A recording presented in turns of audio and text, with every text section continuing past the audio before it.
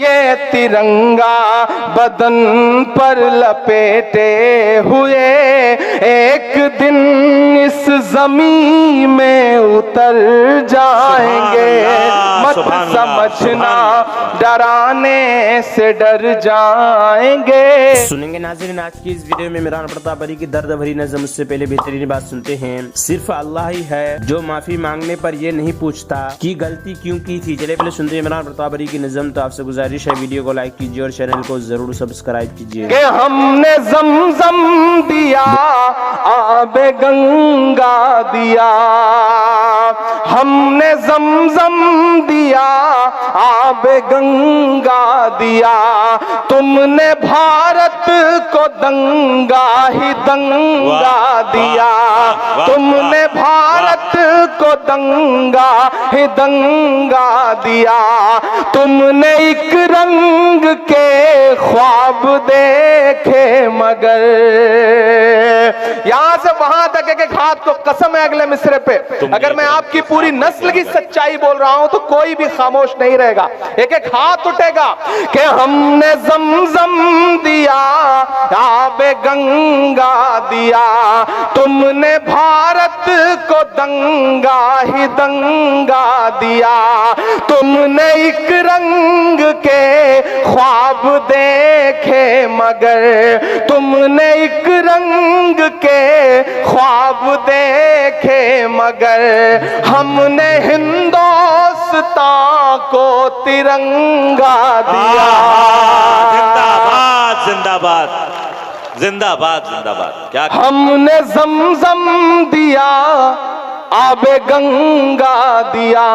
اگر نفرتی آوازیں جو ہیں، اگر نفرت والی آوازیں بہت زور شور سے سنائی پڑ رہی ہیں تو محبت کی صداؤں کو اور بلند کریے، محبت کی صداؤں سے ان فضاؤں کو بھر دیجئے تاکہ نفرت والی آوازیں سنائی پڑنا کم ہو جائے۔ میں پڑھتا ہوں کہ ہم نے زمزم دیا، آب گنگا دیا، تم نے بھارت کو دنگا ہی دنگا دیا، تم نے ایک رنگ کے خواب دیکھے مگر، ہم نے ہندوستان کو ترنگا دیا۔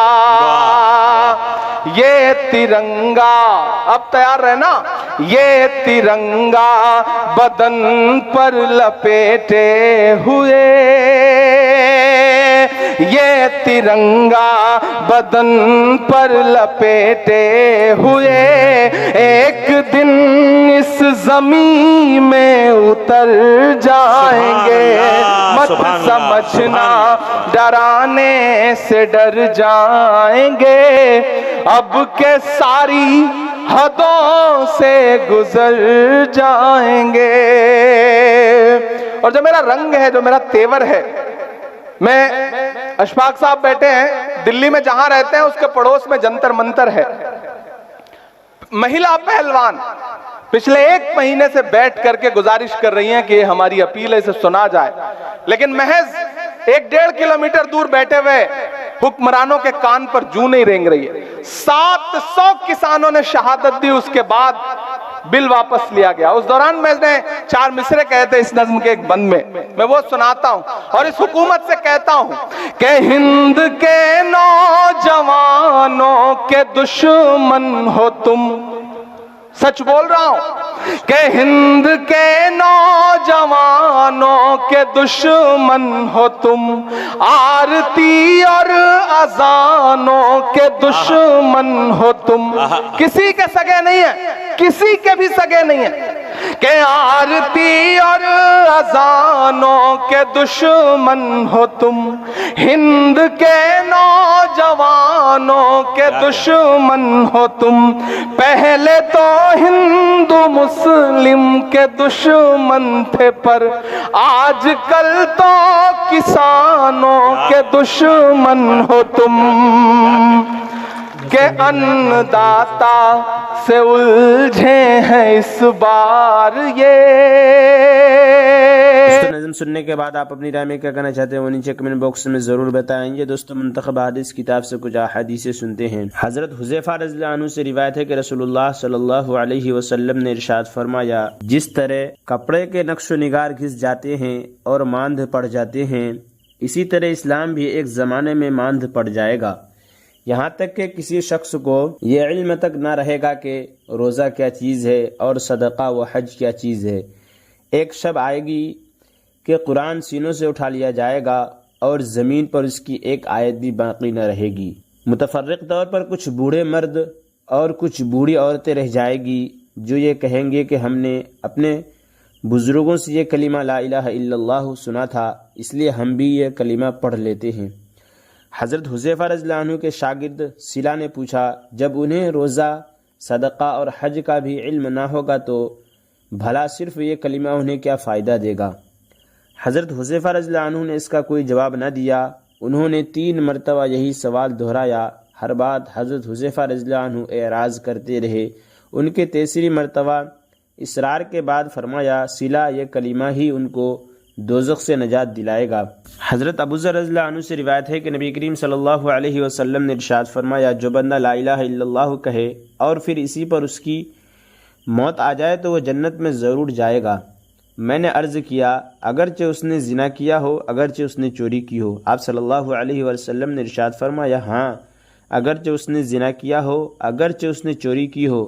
پھر میں نے عرض کیا، اگرچہ اس نے زنا کیا ہو، اگرچہ اس نے چوری کی ہو؟ آپ صلی اللہ علیہ وسلم نے ارشاد فرمایا، اگرچہ اس نے زنا کیا ہو، اگرچہ اس نے چوری کی ہو۔ میں نے عرض کیا، اگرچہ اس نے زنا کیا ہو، اگرچہ اس نے چوری کی ہو؟ آپ صلی اللہ علیہ وسلم نے ارشاد فرمایا، اگرچہ اس نے زنا کیا ہو، اگرچہ اس نے چوری کی ہو۔ ابو ذر کے علی الرغم وہ جنت میں ضرور جائے گا۔ فائدہ علی الرغم عربی زبان کا ایک خاص محاورہ ہے۔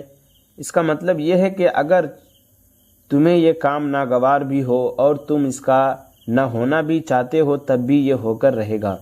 حضرت ابو ذر کو حیرت تھی کہ اتنے بڑے بڑے گناہوں کے باوجود جنت میں کیسے داخل ہوگا، جبکہ عدل کا تقاضا یہی ہے کہ گناہوں پر سزا دی جائے گی۔ لہٰذا نبی کریم صلی اللہ علیہ وسلم نے ان کی حیرت دور کرنے کے لیے فرمایا، خواہ ابو ذر کو کتنا ہی ناگوار گزرے وہ جنت میں ضرور داخل ہوگا۔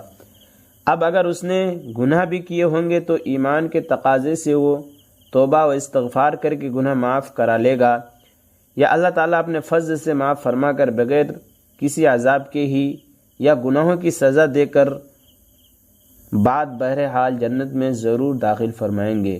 علماء نے لکھا ہے کہ اس حدیث شریف میں کلمہ لا الہ الا اللہ کہنے سے مراد پورے دین و توحید پر ایمان لانا ہے اور اس کو اختیار کرنا ہے۔ حضرت جابر بن عبداللہ رضی اللہ عنہ فرماتے ہیں کہ میں نے رسول اللہ صلی اللہ علیہ وسلم کو ارشاد فرماتے ہوئے سنا، تمام اذکار میں سب سے افضل ذکر لا الہ الا اللہ ہے اور تمام دعاؤں میں سب سے افضل دعا الحمدللہ ہے۔